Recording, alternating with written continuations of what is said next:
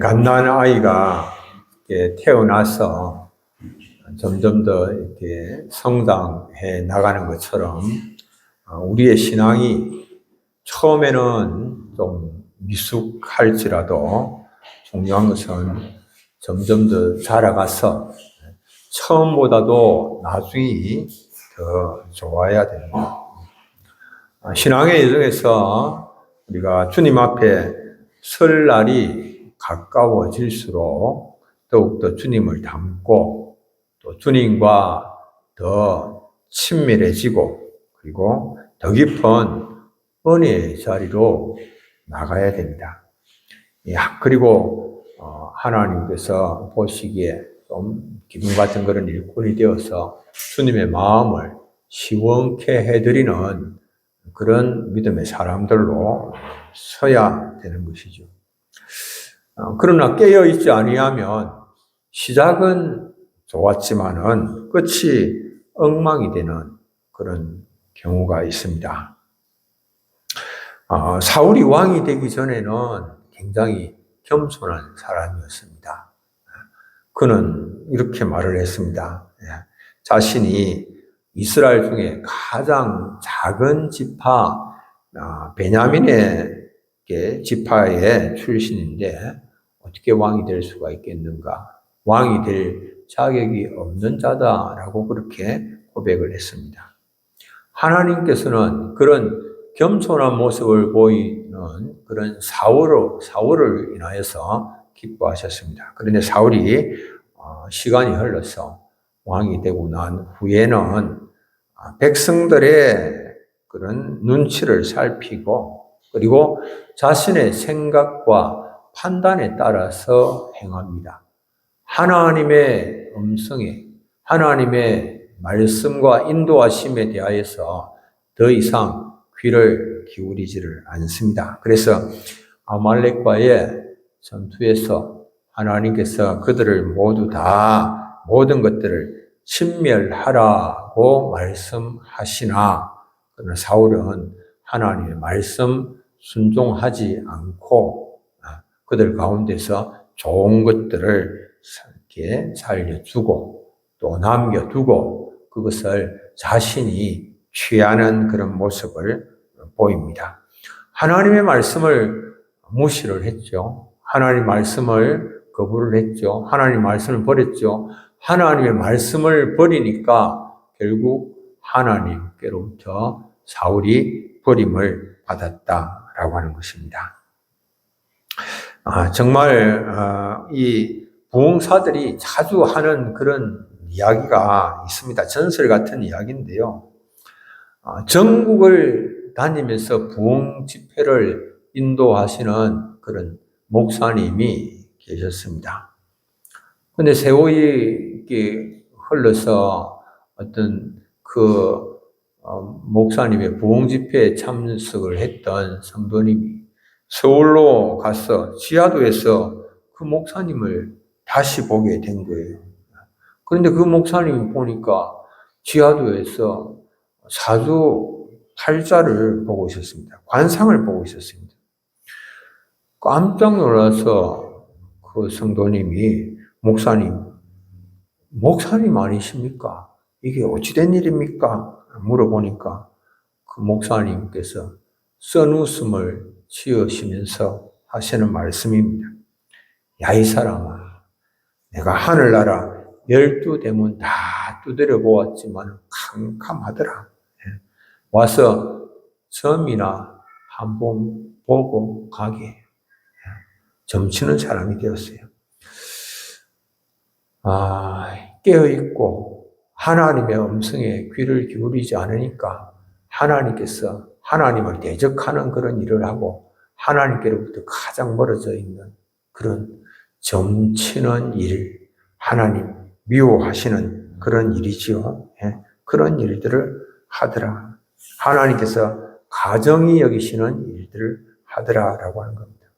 그래서 성경에서는 입으로는 주여 주여 하지만은 그러나 하나님 아버지 뜻대로 행하지 않는 자들, 입으로는 믿는 것 같지만은 결국은 자기를 믿고 자기 생각대로 살아가는 자들에게 대하여서 이렇게 말씀을 하고 있습니다. 마태복음 7장 23절은 보면 내가 너희를 도무지 알지 못하니 이 불법을 행하는 자들아 내게서 떠나가라.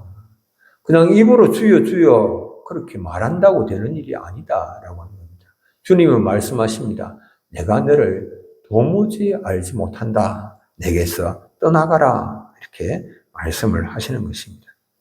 그런데 우리가 오늘 읽은 이 야곱은 보면은 참 마지막이 굉장히 아름답습니다. 그가 처음 시작은 참 연약한 그런 모습이었어요. 연약한 시작을 했습니다. 믿음의 조상이라고 불리우는 그런 야곱이지만은 처음부터 믿음의 본을 보인 것은 아니었습니다. 야곱은 여러분들이 잘 아시는 것처럼 굉장히 욕심이 많은 사람이었습니다. 굉장히 계산적인 사람이었습니다. 기회주의자였습니다. 그리고 세속적인 그런 계산에 아주 빠르고 처세술에 능한 그런 사람이었습니다. 야곱이라고 하는 그 이름의 뜻이 발꿈치를 잡는 자다라고 하는 뜻입니다. 남을 넘어뜨렸으라도 자신이 발꿈치를 잡아서 넘어뜨렸으라도 자기가 앞서 나가겠다라고 하는 그런 생각을 가진 사람이죠. 그래서 아버지를 속이고 형을 속이고 그리고 자신의 욕망을 채우고자 했던 사람이었죠. 수단 방법 가리지 않습니다. 자신이 원하는 장자권을 얻는 그 일을 위하여서. 그런데 하나님께서 그런 야곱이지만 하나님께서 그 연약한 야곱을 붙잡으셔서 다듬으시고 그리고 마침내 위대한 그런 믿음의 조상으로 세우셨어요.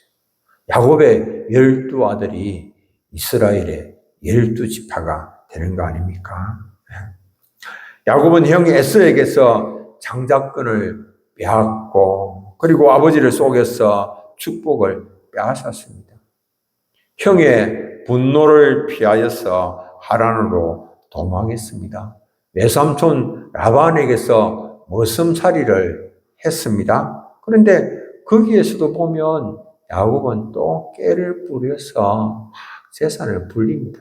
대단히 아주 그런 이제에 밝고 세속적인 그런 수단 방법에 아주 능한 그런 사람이었습니다. 그래서 이제 외삼촌과 임금 계약을 맺고 그리고는 이제 이렇게 튼튼한 그런 양이 오면은 이제 그 튼튼한 양이 이제 새끼를 빼면 버드나무며 또 살구나무며 신풍나무며 이런 거 이제 껍질을 벗겨서 그 물 먹으러 오는 그 겨울가에다 그것을 심어 놓으면 그것을 보고 그 양들이 염소들이 얼룩얼룩한 그런 무늬가 있는 그런 양을 또 베게 되는 거예요. 그러니까 이제 튼튼한 양에서 난 튼튼한 양들을 많이 이제 가지게 되고, 그리고 이제 약한 양, 비실비실한 양이나 염소가 오면 그들에게는 이제 그렇게 하지 아니하여서, 그러면 이제 그런 약한 양들이 낳은 약한 그런 새끼들은 이제 외삼촌 라반의 것이 되게 하고, 그래서 야곱은 순간적으로 순식간에 재산을 불린 그런 것이요. 그런데 그런 모든 허물까지도 하나님께서 다 섭리 가운데 사용하셔서 하나님의 뜻을 이루시거든요. 가정에서도 야곱은 보면 아버지가 자녀들을 골고루 사랑하고 편애하지 않아야 마땅하죠. 그런데 얼마나 요셉을 표현해야 하는지 요셉에게는 자색 옷을 입히고, 그래서 다른 형제들은 야곱의 이 요셉에 대한 원한이 쌓였어. 그래서 이제 형들의 안부를 살피기 위해서 올 때에 그 요셉을 보면서 형들이 하는 말이 그렇습니다. 요셉을 죽여서 그가 꾼 꿈이 어떻게 되는가 보자. 그렇게 할 그런 정도였어요. 그런데 요셉을 편애해야 한 그런 잘못조차도 하나님께서 구원의 계획 가운데 하나님께서 계획하신 그런 구원을 이루어가는 그 일에 그런 연약함, 그것도 다 하나님께서 들어 사용을 하시는 거예요. 요셉은 그래서 애굽에 달려갔지만은 그 요셉을 통하여서 요셉이 마침내 애굽의 국무총리가 되고, 그리고 요셉을 통하여서 세계적인 대기근 속에서 수많은 사람들이 생명을 건지게 되는 것이죠. 그래서 요셉이 형들이 그 애굽에 곡식을 사러 왔을 때에 자신의 정체를 드러내면서 하는 말이, 요셉은 정말 그렇게 말했어요. 창세기 45장 5절에 당신들이 나를 이곳에 팔았다고 해서 근심하지 마소서, 한탄하지 마소서. 하나님이 생명을 구원하시려고 나를 당신들보다 먼저 보내셨나이다. 하나님께서 생명을 구원하시려고 자신을 먼저 보내셨다. 그러니까 자신이 그냥 형들의 미움을 받고 또 종으로 팔려가고 억울한 누명을 뒤집어 쓰고 감옥에 갇히고 하는 그 모든 일들도 다 그 모든 것이 하나님의 장중에 있고, 그 모든 일들을 사용하여서 하나님께서 계획하신 모든 뜻들을 이루어 가시는 분이시다라고 하는 것을 그가 고백을 한 겁니다. 야곱은 마침내 이제 바로 앞에 서서 하는 말을 한번 들어보면 그렇게 말합니다. 나의 나그네 길의 세월이 130년이지만 험악한 세월이었습니다. 그렇게 고백을 합니다. 그러니까 참 그의 평생은 험악한 세월이었다라고 하는 거죠. 힘들게 살았던 그런 시간이었죠. 그런데 그의 인생 말년 130에 애굽으로 내려갔습니다. 그 130에 애굽으로 내려가서 147살에 147살에 하나님께 부름을 받는데, 그 17년 동안 그것은 굉장히 그동안에 막 많은 갈등들이 있고 아픔들이 있고 가족 간에 그랬는데, 그 가운데 화해가 이루어지고 평안의 그런 시기였죠. 가정에 그래서 갈등이 사라지고 은혜로 마무리가 되는, 마지막이 참 은혜롭게 마무리되는. 여러분들 시작이 아무리 좋다고 하더라도 마지막이 그냥 가정에 온갖 다툼이 있고 분열이 있고 갈등이 끊이지 않고 이러면 어떻게 되겠습니까? 근데 이 마지막이 참 아름답게 그렇게 정리가 되는 것이지요. 147살이 된 야곱이 마침내 자녀들을 다 불러 모아서 이제 축복을 하는데요. 그 축복이 보면은 단순히 그냥 내가 마지막으로 너희들이 잘 되라고 그렇게 축복한다. 잘 되라, 형통하라 라고 하는 그런 인사가 아닙니다. 마지막으로 야곱이 자녀들에게 대하여서 영적으로 그들을 또 평가하고 하나님 앞에서 바로 세우는 그런 예언적인 축복을 합니다. 하나님 앞에서. 기계적으로 내가 마지막에 그냥 이들 무조건 다 잘 되라고 형통하라고 복을 부어주고 내가 가는 거 아니고 그렇게 하는 게 아니에요. 무조건 그런다고 해서 복이 부어지는 거 아니에요. 마지막으로 이렇게 이제 보면은 하나님 앞에 자녀들을 바로 세우기 위하여서 그들의 문제가 무엇이고 또 그것을 어떻게 개선하고 고쳐나갈 것인지 하나님의 손에 올려드리는 것이죠. 르우벤은 장자로서 큰 기대를 받았지만은 아버지의 침상을 더럽힌 그런 죄로 인하여서 우중을 받았죠. 우질함을 받았죠. 시몬과 레위는 폭력으로 하나님의 뜻을 거슬렀죠. 그러나 야곱은 그들을 저주를 하지를 않습니다. 오히려 그들의 연약함도 하나님께 다 올려드립니다. 위탁을 합니다. 그래서 결국 레위 지파는 보면 나중에 제사장 지파로 세워지지 않습니까? 야곱의 책망은 정죄가 아니지요. 오히려 회복을 위한 신앙적 기도입니다. 이런 게 이제 우리가 필요하죠. 자녀들에게 연약함이 있다 할지라도 그 연약함을 자꾸 탓하고 책망하고 하는 것보다도 그것을 회복을 위하여서 믿음으로 이제 올려드리는 거예요. 성경 그래서 말씀을 하죠. 오늘 창세기 49장 28절을 보면 그들의 28절 이들은 이스라엘의 12지파라 이와 같이 그들의 아버지가 그들에게 말하고 그들에게 축복하였으니 곧 그들 각 사람의 분량대로 축복하였더라. 아멘. 자녀들의 부족함 속에서도 하나님의 선하심과 인자하심을 의지하여서 축복한 겁니다. 우리가 이제 참 믿음의 사람으로 자녀들에 대한 우리의 태도가 어떠해야 할까 한번 생각을 해볼 수가 있죠. 우리 자신들이 아무 공로도 없고 자격도 없습니다. 자녀들에게 무슨 축복을 할 만한 무슨 그런 내 자신, 내 자체적으로 무슨 그런 근거가 건덕지가 있겠습니까?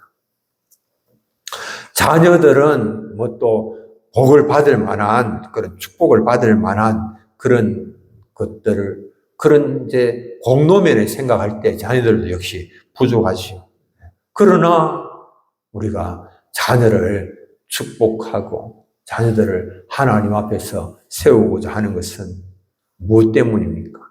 하나님의 선하심을 우리가 바라보는 것이죠. 하나님의 선하심과 인자하심을 바라보면서 순간순간 계속해서 기회가 있을 때마다 자녀들을 축복하는 겁니다. 자녀들을 바로 세우고 축복하기 위하여서 믿음으로 자녀들을 위하여서 기도하는 겁니다. 여러분들 자녀들을 위하여서 이렇게 믿음의 기도를 하십니까? 네. 하나님께서 그런 부모로 부르셨음에도 불구하고 자신의 부족함만 생각하면서 야곱은 부족하지 않았겠습니까? 야곱도 얼마나 부족했지만 그러나 믿음으로 축복하는 것. 언약의 하나님 바라보고 하나님의 선하심과 인자하심을 바라보면서 믿음으로 그 자녀들을 축복을 하는 것입니다. 그리고 야곱은 약속의 땅을 향한 그런 믿음을 가지고 있습니다. 야곱은 마지막 유언으로 무엇을 자녀들에게 요구하는 거 하니까 부탁을 하는 거 보면은 자신을 가나안 땅 막벨라 굴에 장사해 달라고 부탁을 합니다. 가나안 땅 막벨라 굴에 장사해 달라고 부탁을 합니다. 이제 야곱은 지금 현재 애굽에서 정말 애굽의 국무총리 실세 중에 실세, 최고의 권좌에 있는 바로 왕 바로 아래에 있는 그 요셉의 아버지로서 지금 애굽에서 최고의 장례를 치를 수가 있었습니다. 그러나 세상의 영광을 거부합니다. 화려한 그런 장례, 모든 사람들, 막 국민들이 온 백성들로 하여금 막 주목하게 하는 그런 것들을 거부하고 하나님의 약속의 땅을 택하는 것입니다. 세상 모든 영광 거부하고 하나님의 약속이 있는 그 땅에 묻히겠다. 아무도 알아주지 않습니다, 그 땅은. 그렇게 자녀들에게 이것을 남겨주는 것. 나는 세상의 화려, 세상의 풍요로움, 이런 것보다도, 세상의 편안함보다도, 화려함보다도 나는 약속의 땅, 눈에 보기에는 좋은 땅이 아니지만, 눈에 보기에는 아무것도 아닌 그런 비난한 그런 곳이지만, 그러나 하나님의 약속이 있는 그 땅에 나는 묻히겠다. 그렇게 이제 이야기를 한 거죠. 그러니까 그런 야곱의 그 말이 자녀들에게, 후손들에게 깊은 인상을 남기는 거죠. 우리 아버지는 선택은 믿음의 선택이었다. 믿음으로 그 땅을 향하여서 그 땅에 묻히기를 원하였다라고 하는 겁니다. 그래서 그 후에 이스라엘 백성들이 이제 400년 동안 종살이 한 동안에도 그 야곱이 그렇게 원하였던 그 약속의 땅, 그것을 잊지 않죠. 그리고는 마침내 출애굽하여서 그 땅으로 들어가게 되어지는 것입니다. 야곱의 마지막은 바로 믿음의 유산을 남긴 그런 시간이었습니다.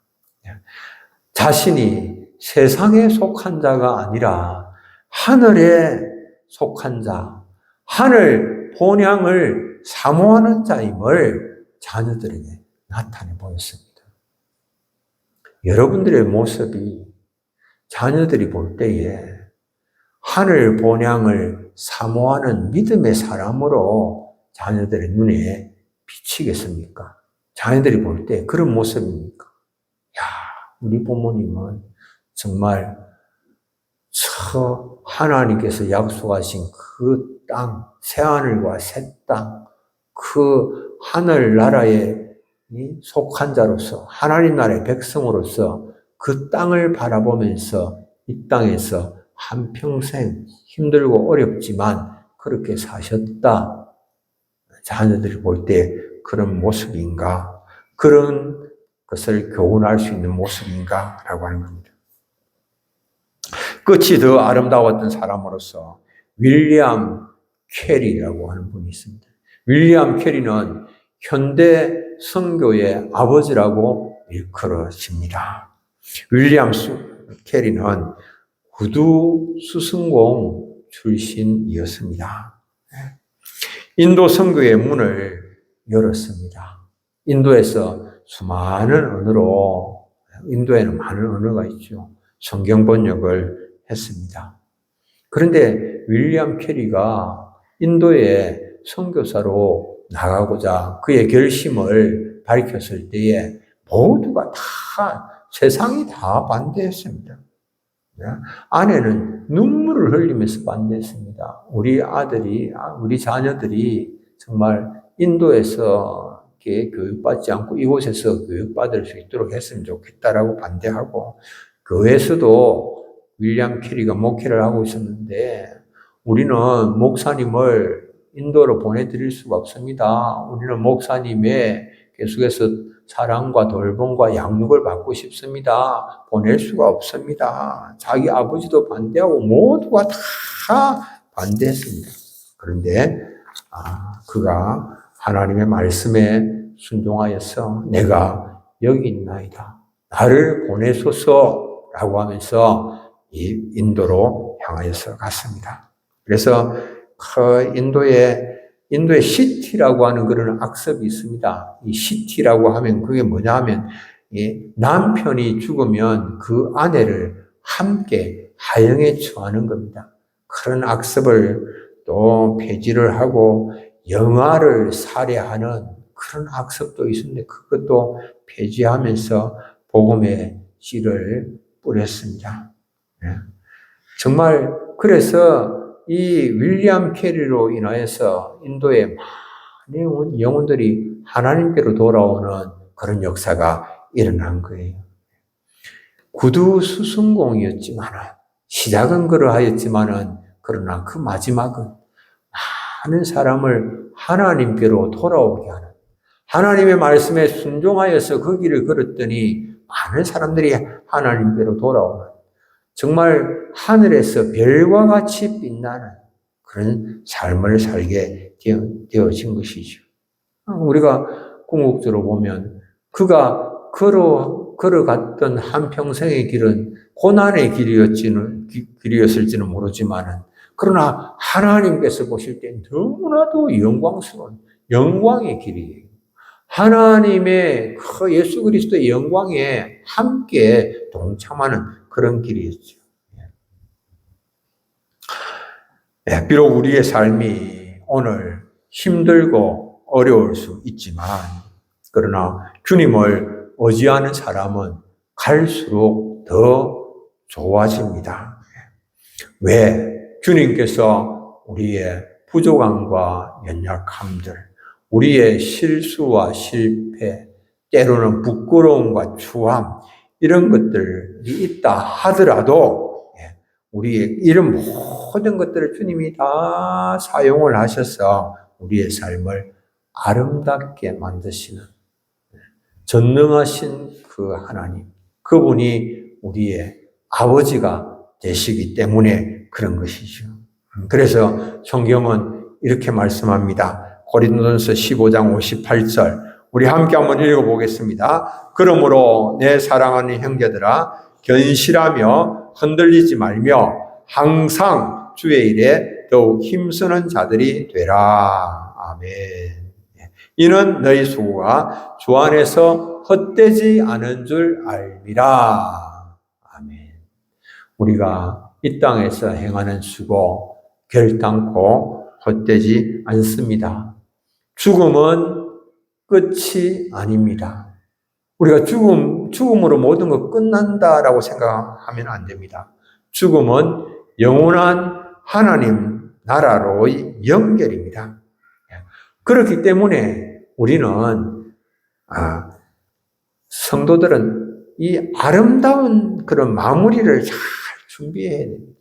끝이 아름답게 해야 됩니다. 주님 다시 오시는 그날에 참 너는 마지막이 더 찬란하고 더 아름답다. 주님께서 그렇게 칭찬하는 그런 삶을 사시는 저와 여러분들 되어지기를 바랍니다. 우리 찬송 한 장 부르겠습니다. 찬송 한 장 부르고 함께 한번 기도하도록 하겠습니다.